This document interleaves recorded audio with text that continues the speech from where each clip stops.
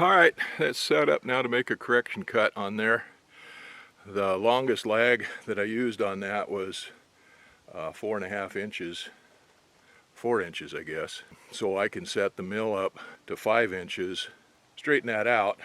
Anyway, that'll take a skim cut off of there and square that back up again. So now I'm going to go take the power head and the mill apart, take the chain off, sharpen it, true the bar up, whatnot, get it ready for cutting here later on today. We'll see what happens when my son gets here. See, right now I'm fighting these doggone deer fly. They're thicker and thicker. I don't know where those doggone things come from. They only come out when it's hot and dry, and we don't have that many hot and dry days around here. In fact, some years we won't get any at all and they won't come out, but those things survive and they come out, and they're vicious when they come out. So one of the things you have to do to maintain a chainsaw, if you're running it quite a bit, is to true up the rails. Now, the way I was taught to do it 60 years ago when I was just a wee boy was we would take a stump and make a cut down into the stump and then set the bar in it and wedge it in it, and take a flat file and just draw a file the bar. You gotta make sure and hold the file perfectly flat. And then once you get it down, squared up, now I can see the wear in this bar already as I running that file on there. I can see places where it's a little deeper. The wear is a little deeper than other places, and it's a little different. But anyway, that's just a light touch on there. And then once you get that file down, then you go over the edge of the bar like this and take the wire edge off of it, the feather edge off of it where it's rolled over. So anyway, that works okay, but it depends on who the person doing it is and how careful you are and all of that kind of stuff as to whether you get your rails straight or not. And like I said, I've did it for years like that. But for filing for chains with crosscut, you didn't just regular chain, you didn't need to use it very much. Well, once I started ripping, I was doing that more and more. I decided that it was to my benefit to get a chain grinder, or bar grinder, I mean. So here's the bar grinder. This is a Sylvie, and it's got a fixed plate here that's 90 degrees, and then the cup wheel here, little motor to turn it on, and it's pretty easy to use. The angle's already set. You don't have to adjust any angles or anything like that. You just put the bar flat down in.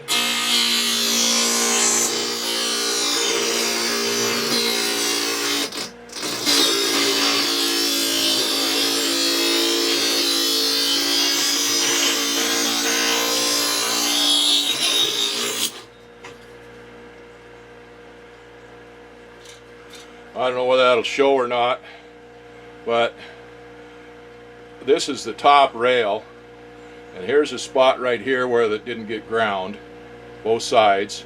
Here's a spot over here on this rail. Let's see if I can get it. On this rail right here where it got ground on this side, but it didn't get ground on this side. Same out here on the tip where the tip connects on here. It got ground on this side of the tip, but it didn't get ground on that side of the bar. And the tip actually looks pretty good. It did a good job. But this is the top of the bar. This is the one that doesn't get all the wear. Here's a spot where it skipped.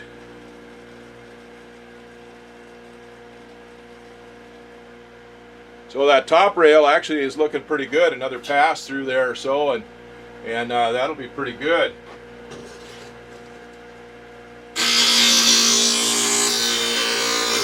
Alright, that is cleaned up just beautiful now. I can look at that and see it's shiny on both sides, it's equal. Really nice. Now I'll do the other side, and that should take me a little bit more to do because that side's the one that gets the wear on it, both in regular sawing and in ripping.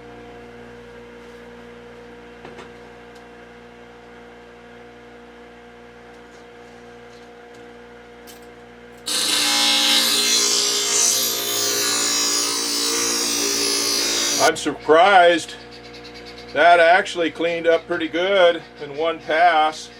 A little spot right here, a little spot down here, and a little spot right up here on the bar tip.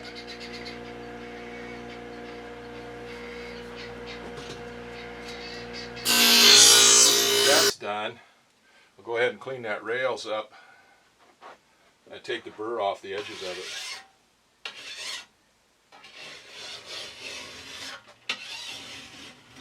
Clean that groove out,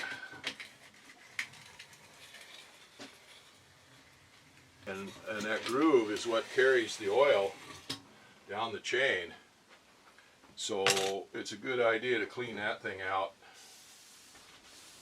Now there's one more thing to do on the bar, and that's to grease the tip and the sprocket nose bar. There's little bearings in there, and I was dumping oil on it. So that's it on the bar maintenance. So that bar is ready to go for another round of cutting. Well, Carl's ready to do this again. He just got out here and decided he wanted to run the saw some more. I got everything all set up. I was going to grind the chain on the chain grinder, but the switch on the chain grinder doesn't work, so I had to file it by hand. And I did a little cleanup work on the mill itself. Guides rails stay tight now, and I could see them. Anyway, we'll see if we can't get going here.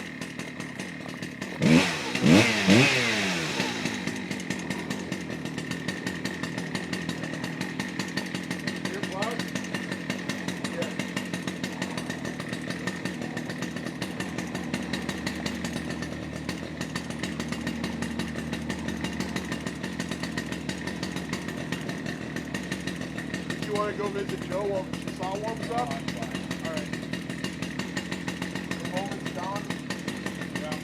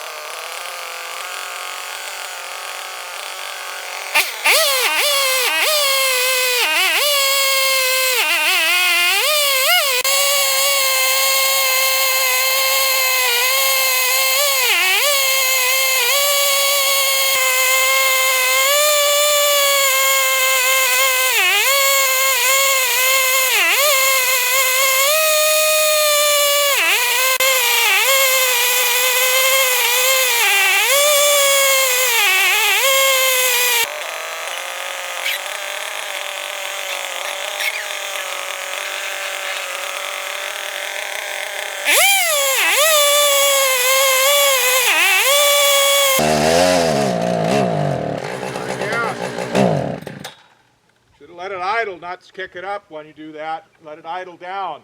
Oh.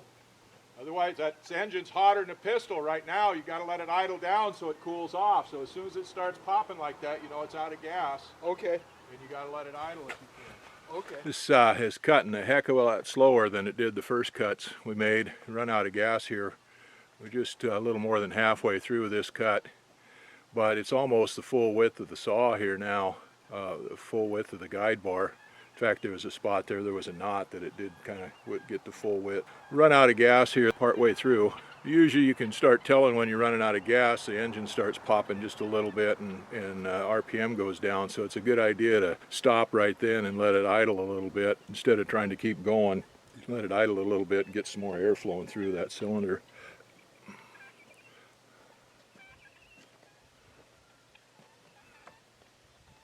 And I got the oil pump turned up quite a bit. I noticed that there was oil coming out, showing on the log on this side of it this time, and the oil tank was just about empty too, so it's just about gonna run out of oil before gas nowadays.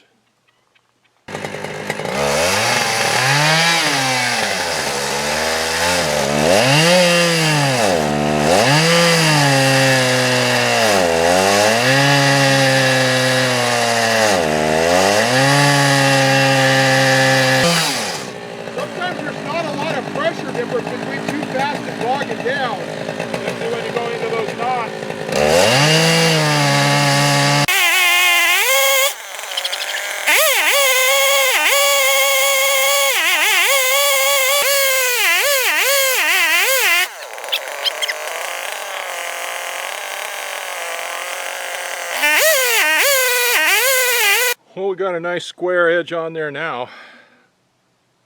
That took a lot longer to cut than I expected, but that was a really wide cut. That was average 30 inches wide. That spruce, as a general rule, is soft and fairly easy to cut, but it's got a lot of long fibers in it that come out that create a lot of drag on your cutting, especially on a rip cut like that. And then you got a lot of knots in there. Now this log came from probably almost 60 feet up on that tree, and it's got some huge knots in it. That wood is soft, but those knots are harder than the hubs of hell.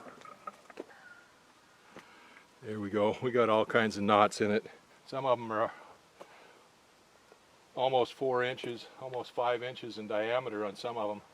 But every time you get through one and start moving a little bit, think you're moving, then you run into another knot. Anyway, it took, it cut pretty slow, especially there at the end. I think the chain was getting dull because, like I said, that was a long, involved cut. And we actually ran out of gas a little over halfway through. Chewed Carl out a little bit for letting it run out of gas, because I could tell right away when it was starting to run out of gas, the saw starts burbling a little bit. He just let it slow down and tried to speed it up again, and when he did that, then of course it ran out of gas and quit. What you want to do on this, especially on a long cut like this, as soon as you hear it burbling, you want to let off on the throttle and let it sit so it has a little bit of gas left in there to run over that cylinder to help cool it off before it shuts down, especially on a cut like this. Well, I might be able to get this on the mill now. Like I said, it's 30 inches across this way, actually 30. Well, the white spot down here on the round of the log, the arc of the log, is still 32 to 33 inches, so that's wider than what my mill is. Well, I don't, the chainsaw mill, so I'm not sure I can cut that, but that's 23.5 inches there now by 30, 32. I think I can cut that on the mill now. My throat only goes up 24 inches to leave 7 or 8 inches above it, which I think will clear on the mill body itself. So I think I can get that on the bandsaw mill now, if I can pick it up, the Bobcat. Well, my son's really getting into this chainsaw milling stuff. He's been out here the last couple of days to work on these logs. I think he liked playing with that as much work as it was out here in the hot sun. Well, we got that first log butchered up a little bit, and I was able to pick it up with the Bobcat to move it around. I couldn't do that before I started cutting on it. Well, anyway, I got to doing some measurement and stuff on it, and I could see now that we had it cut enough that I could run it through the Mighty Mite bandsaw mill and break it down on it. So moved it over and set it on the sawmill bed, 32 inches deep there on that face cut, that last face cut we made. My mill will only go up to 24 inches, but I've got enough room between the top of the blade and the structure as it goes around that I can cut that off. and that'll give me another cant that I can break down further. But anyway, that gets it broke down to where we can handle it. A little nicer working out here today than it was the last few days. 65 degrees instead of 85 degrees. That's a big difference for this country. It's pretty nice. It started clouding up yesterday afternoon. The temperature dropped overnight a little bit finally. Was able to get some sleep last night instead of being too hot.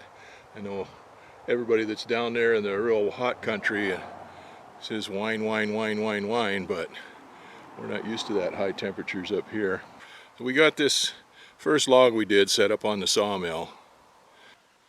Well, I've been getting the mill prepped up. I got the grease gun out and greased all the joints and stuff on it, all the rolling bearings and things like that on it, got those all greased up. And then I changed a couple of the guide rollers on there and the bearings on the guide rollers for the blade. I got a blade put on it. I'd started it up and warmed it up a little bit, but it's running like crap. But that's got old gas in it. I haven't used this for 2 years. Well, I just put some avgas in it. I've got a tank of aviation gas in the pickup, and I just come over and put a couple gallons of that in there to mix with this old crappy gas that's in there. See if we can't get it to run a little bit. I changed the fuel filter, and that made a difference on it. And I adjusted the mixture a little bit, and that helped a little bit, but it's still running crappy. So maybe if we get it going and get that crappy gas burned out of there, maybe it'll pick up and burn a little better or run a little bit better. The exhaust system on there is wore out, the muffler's wore out, and it's down there on the bottom, so it's blowing hot gas out on that tank. That's a windshield washer tank out of a car that we use for putting lubricant in, lube oil in to lube the blade. And that hot gas was coming out of that muffler right on that tank. Well, I put a little bit of aluminum tape around it, but it blew out right away. So I just got a little bit of aluminum foil. We'll see how, and shielded that tank with it. So we'll see how that works. Well, anyway, I guess fooled around enough to start this up and see about making my first cut here.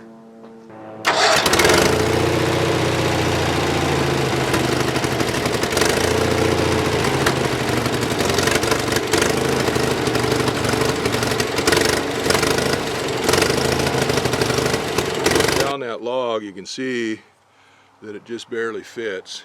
It's on the table, just perfect on there on the bed, and it's up against the stops on the lumber stops on the bed. Well, right now the guide on this right side, the floating guide, is way too close. That's as high as I can get the mill.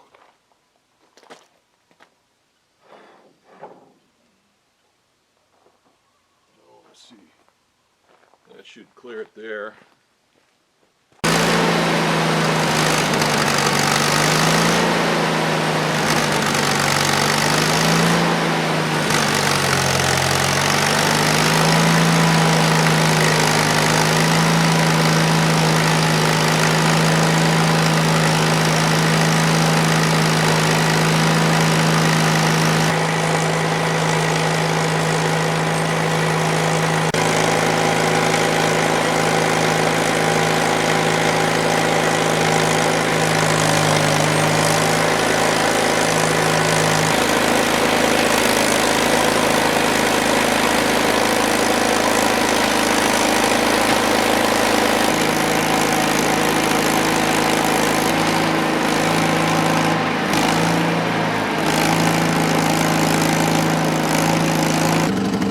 I can't return that carriage back down to the other end, the starting end, with that piece on there, so I'll leave it down at this end. I'll let it sit here and cool off. Now it's already starting to run better. I was hoping that would happen once I got that crappy gas out through the fuel line and the carburetor and stuff, and the avgas mixed in with the crappy gas.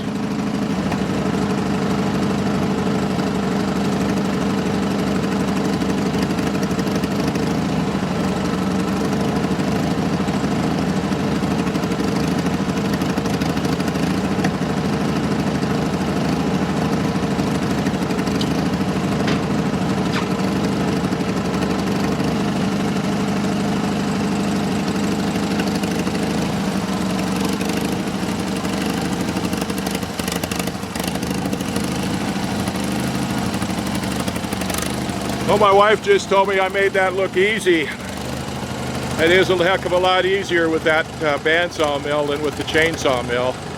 Chainsaw mill certainly has its place, and I've cut a lot of wood with it. Most of my house and shop and stuff like that was all built with the chainsaw mill. But that bandsaw mill, now that wasn't a full width cut like we made the other day on the chainsaw mill. Oh, it cut through there a lot faster, but it was still easier.